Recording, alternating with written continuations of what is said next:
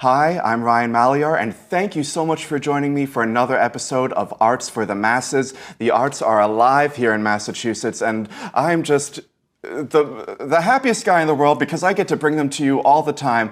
I get to meet so many wonderful creators and creative people all over Massachusetts that are just doing fantastic things. And I have a reoccurring guest who's been here a few times, and we've actually become closer in this last year. My good friend Elaine Crane, and she is the head honcho over at Greater Worcester Opera Company, and sometimes they foray into the world of musical theater as well. And coming up this June 6th through the 9th, they are doing a remounting of a production of A Little Night Music that they did 4 years ago. This is actually the second weekend of their shows. We'll get into that inside joke in just a little bit. So welcome, Elaine. Thank you for being here. We're also joined by two other actors that are performers in the show. We have Brad Amidon, who is playing the role of Frederick, and Chris Van Loo, who is Henrik, and they actually play a father and son in the show.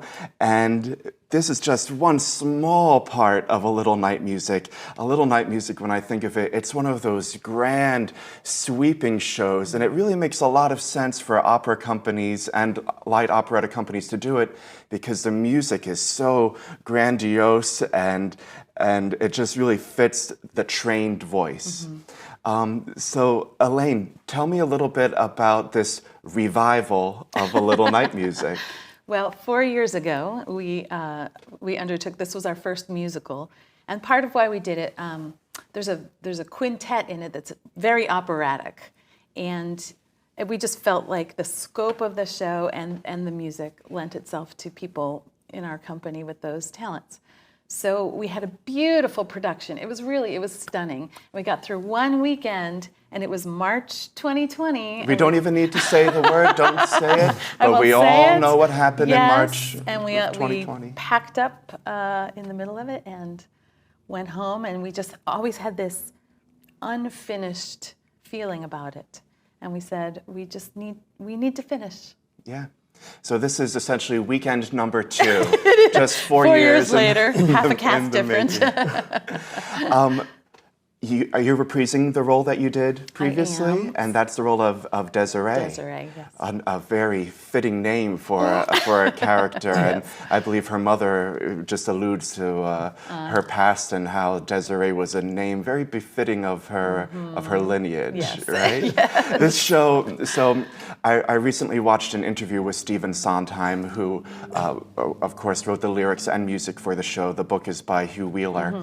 And he's talking about this show, and for those of you who don't know it, it seems kind of old-fashioned because it's 1900.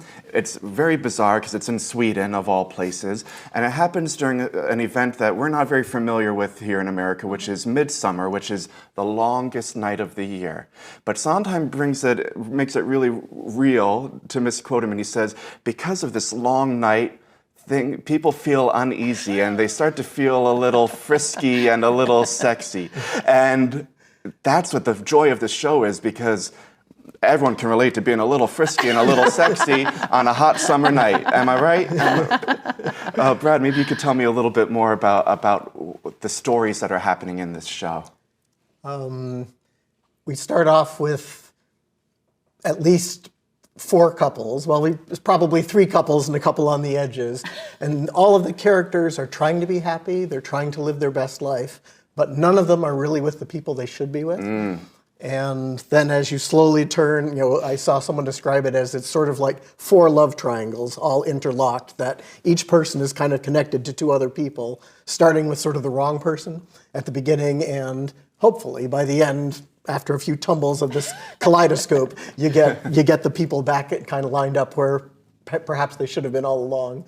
And so it's nobody's perfect in the show. No character is doing the right thing all the time. No. But we're all trying to do the right thing, either for ourselves or what we feel we should be doing in life.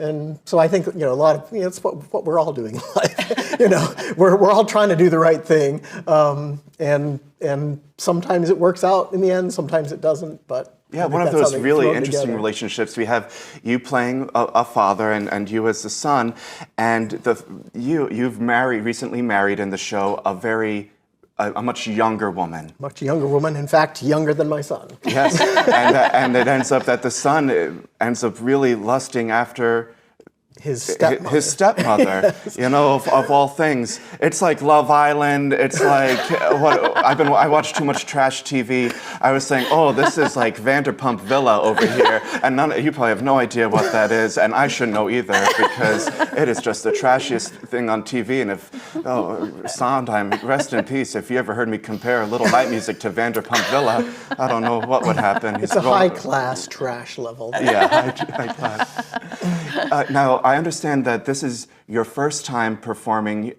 with Greater Worcester Opera, but you have performed at this venue before, and you've played this role before. Yeah, so what's funny is before doing this show with Greater Worcester Opera, I had experience with being Henrik in A Little Night Music, and I had experience with the venue, Calliope Productions, but not with Greater Worcester Opera. So this is my first show with GWO. I had done a lot of shows, primarily the sort of teen productions, before I went off to school with Calliope throughout the years, sort of in like the late 2010s. Recently, I was there to do a benefit concert for them, which is very funny because John Leslie actually was the one who reached out to me and sort of to say I should put my name in the ring to audition for this show. So credit to John Leslie. Who's our accompanist. For letting me know. Yeah. And then the previous time I had performed this role in this show was at my college, Williams College, where Sondheim was actually there in undergrad.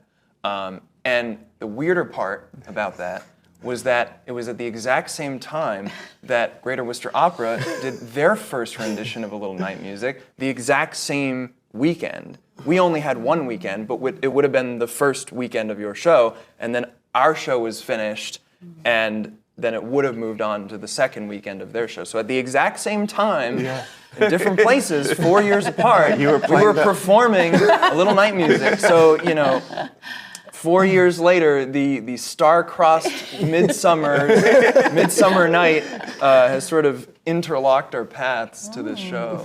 So I'm curious for both of you what it's like revisiting a role that you've played before. Now, like when I was an undergrad, I did Little Night Music too, and I played Carl Magnus. So I just found the YouTube clip and I made Mike watch it. Sorry, Mike. I was like, ooh, I sounded good. But also in a college atmosphere, it makes no sense for you to be playing any of these roles, except you could have actually played that role. And I was actually younger. I was younger than Henrik was supposed to be, and now I'm older than Henrik was supposed to be. Yeah, so it's interesting aging into the roles that you're actually supposed to play. So it must be really interesting for you to revisit the show at the correct age and surrounded with people that are believably embodying the roles. Yeah, it's funny because you sort of have parallel tracks going on. Like you remember some of the old blocking 4 years ago. You remember how some of the character interactions with Frederick and Anne were 4 years ago, but at the same time, the moment that you're in now is extremely, extremely important because when this is the first time I'm doing the show with age-appropriate characters, right. For the most part. And it is very interesting to see sort of like a different approach to how character interactions go, how the flow of the show is supposed to go.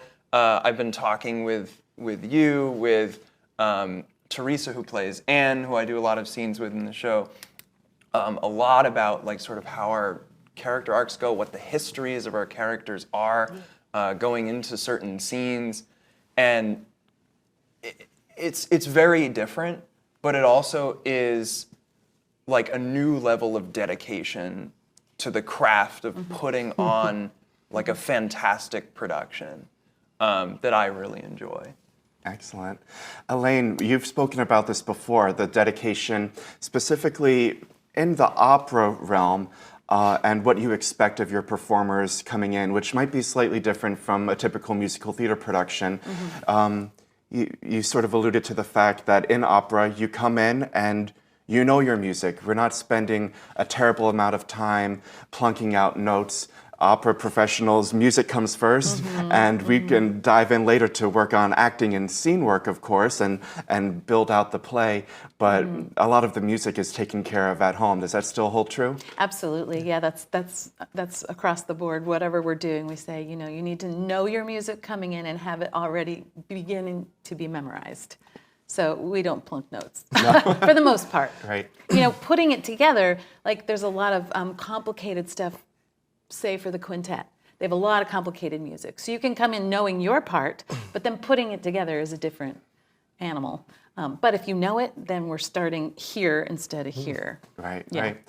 And you sing one of the most iconic songs in the show, Send in the Clowns. Yes. And people know it, they know, I don't know, who a million covers of it. million. Barbara, Yeah. Frank Sinatra, everyone's Joni saying, Mitchell, yeah, you know? yeah. But in the context of the show, it's very different. So different. I How? almost hate hearing it any other place because it's so impactful and meaningful in the drama of the show. It's such a heart cry, and to hear it like tossed off. I mean, it's a beautiful melody. Of course, who Right. doesn't want to sing a beautiful melody? But it's so deep and meaningful in the context of the show. What's it like for you as an actress playing an actress?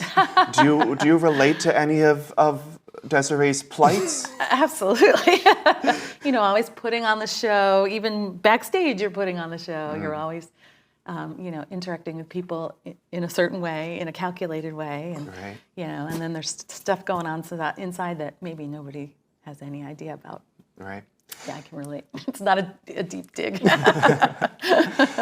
Brad, you get to sing some really fantastic music in the show. I mean, every song is just gorgeous.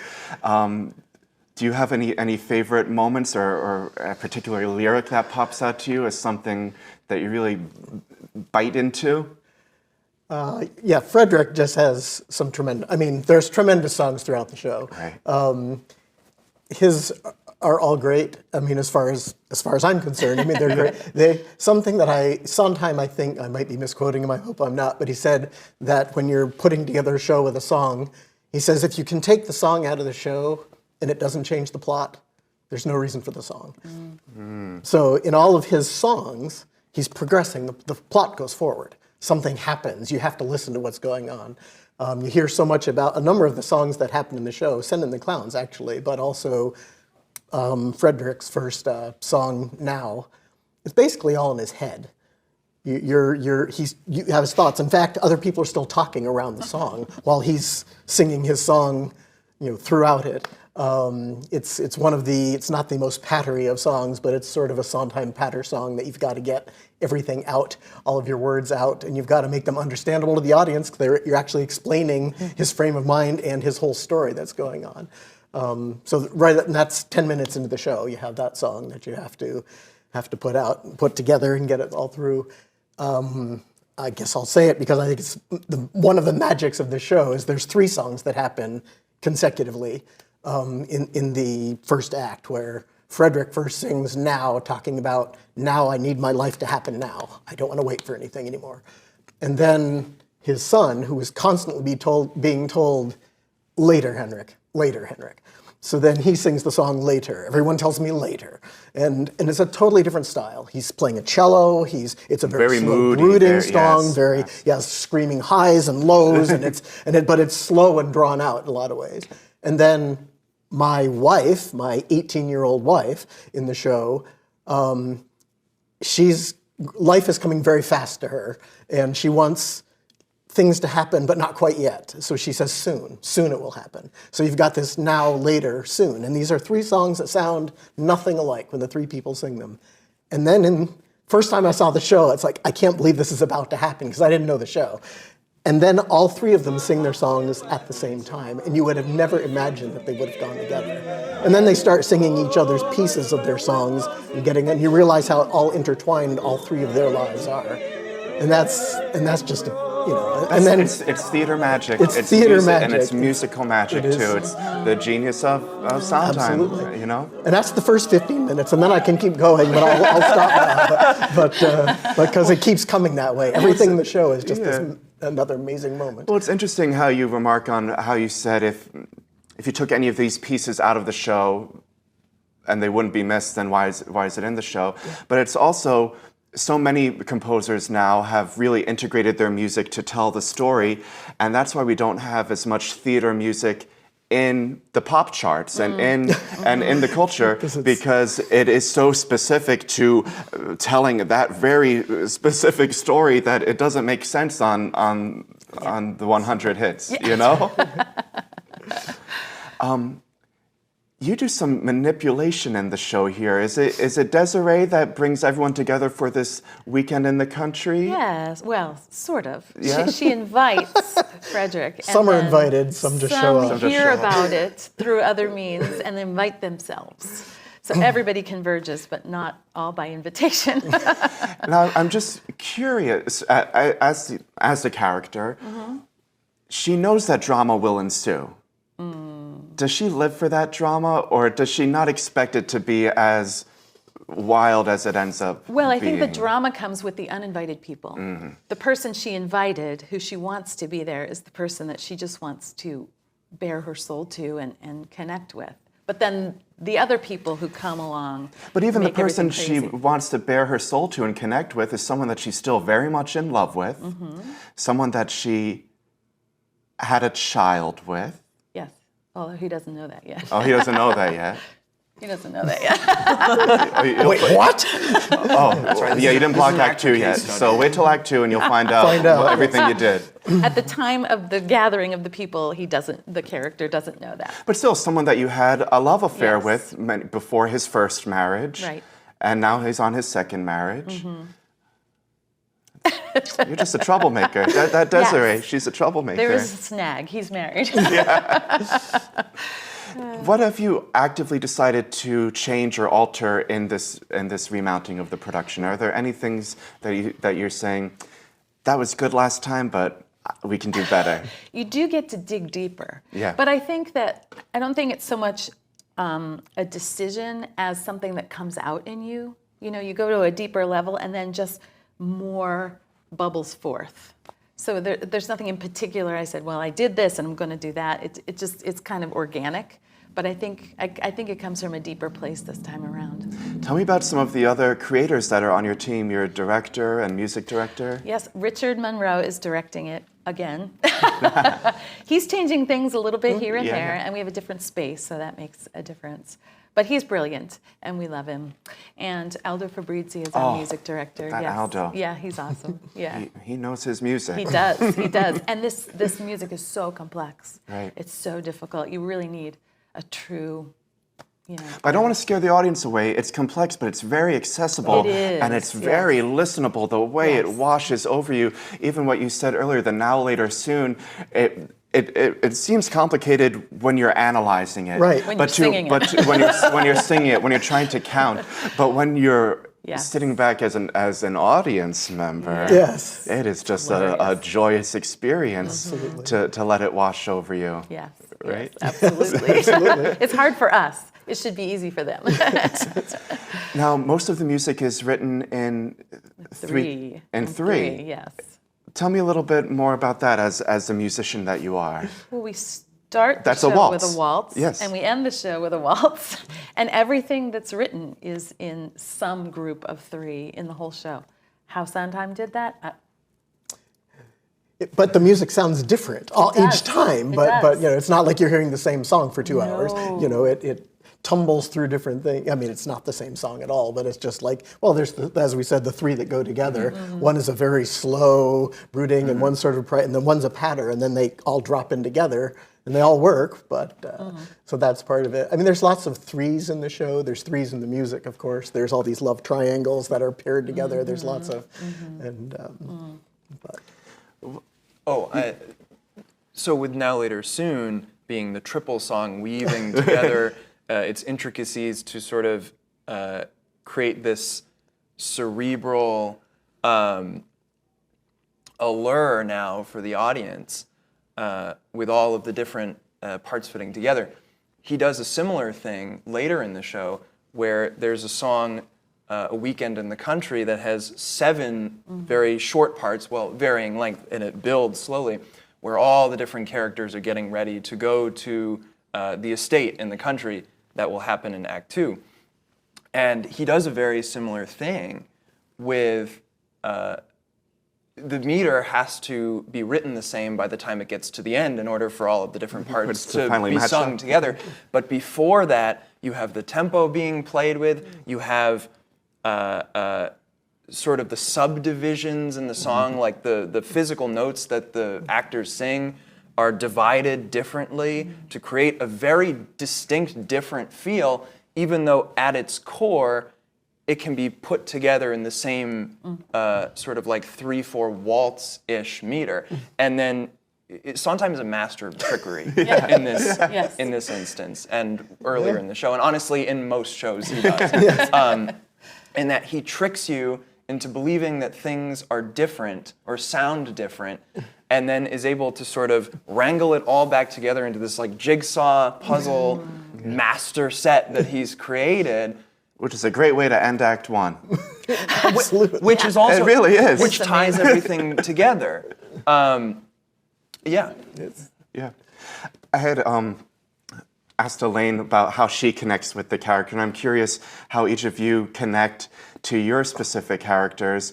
I always feel that good casting is casting people that bring some natural part of themselves into the character, and you can only act so far. You can only stretch yourself so far. You're ultimately you up there on stage, bringing some aspect of yourself into the role. What parts of this character do you really connect with? For Frederick, I mean, he's trying to. We don't hear this in the story, but he's previously married. We assume his wife has passed away. He has his son with that. And he's not a happy person, but then conditions work that he somehow gets married to this younger person, and he thinks it should be all right, and it's not quite right. And I guess from my point of view, none of those experiences are mine. No. But the idea of trying to make other people happy, make yourself happy, make a world like, and not always succeeding at it, but always trying harder to make things happen. I mean, I think that's what he's feeling all the time. Frederick Egerman is a lawyer, and he's sort of, I mean, you talk about Desiree being the actress. There's places where Frederick Egerman gets very lawyerly, his speech is all very condescending in a sense. I will now tell you a story, and I will make it clear. You know, lawyers aren't too far off from actors. Absolutely not, and especially when they're in front of the jury or whatever else, Right. they are performing. So that's what he's like about half the show. And as someone who does a lot of acting, I feel like I have that. He gets one-on-one with people, and he becomes a very different person because he's not that confident man that he projects. And we all feel a little vulnerability in our life when you can act in front of people, and I do it a lot because I do a lot of theater, but sometimes in other relationships, other encounters you have with people, you're not so confident, and you've got to try to overcome what you feel are your own vulnerabilities to get that out. So, I mean, I feel like he's a very complicated character. I guess I feel that way sometimes. Yeah. How about you, friend?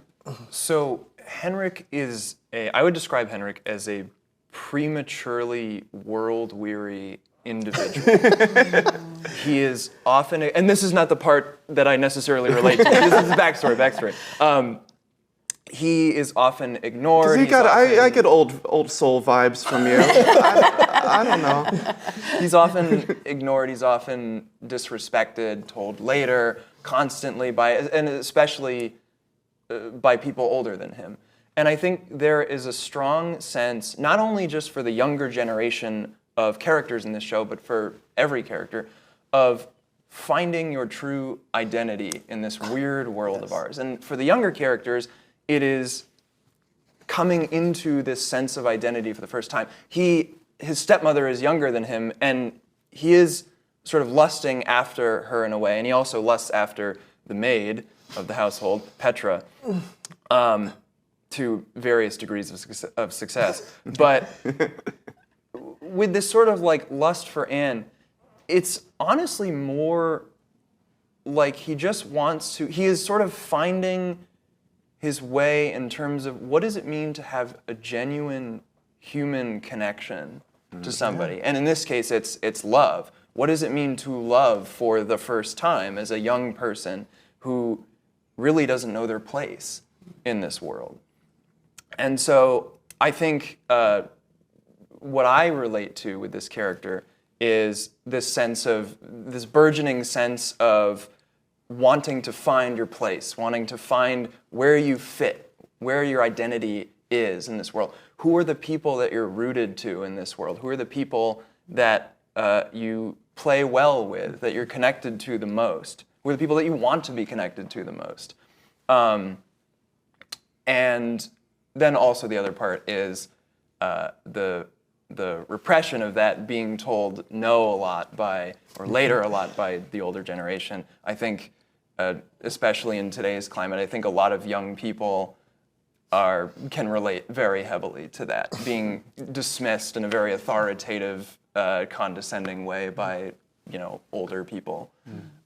When they believe that they have a case or they have something important that they want to share, or that they feel like they have a rightful stake in whatever it is that they're doing or saying. This is exactly what I was hoping for, because whenever I'm trying to sell a show, usually to Mike over here, I'm trying to find ways on how is an audience going to connect with these characters, no matter if it's a play written in the present day or if it's a piece like this. These are real people, and they're presented really in full ways that we can all connect to.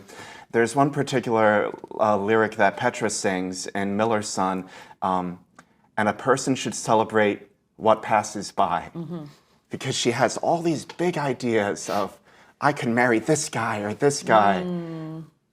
And people get so stuck in that, and they don't live in the present. And you should enjoy every minute. And that's just a big message I think this show has too, right? Yeah. Excellent. So the show is June 6th through the 9th. Yes. It's going to be presented at 150 Main Street in Boylston. And that's Calliope Productions? Calliope Productions. It's a cute theater, isn't it? It is. Excellent. So I think that'll suit your show really well. And this show, which can be so grand, this is a more intimate space too. So I think this will really allow the audience members to have that really direct connection with these characters too. All the seats are good ones. Not a bad They're seat right in the house. there. Excellent. Any final words before we wrap up? I think we hit a lot of good things. I think we did. Excellent. Thank you so much for joining me today. I really appreciate it. Thank you. And that brings us to the end of another episode of Arts for the Masses. If you are an arts organization here in Massachusetts, whether it's dance, theater, music, puppetry, visual art, please be in touch. I'd love to have you here on the show to promote whatever wonderful efforts you are doing right here in the community. I'm Ryan, and thank you so much for watching.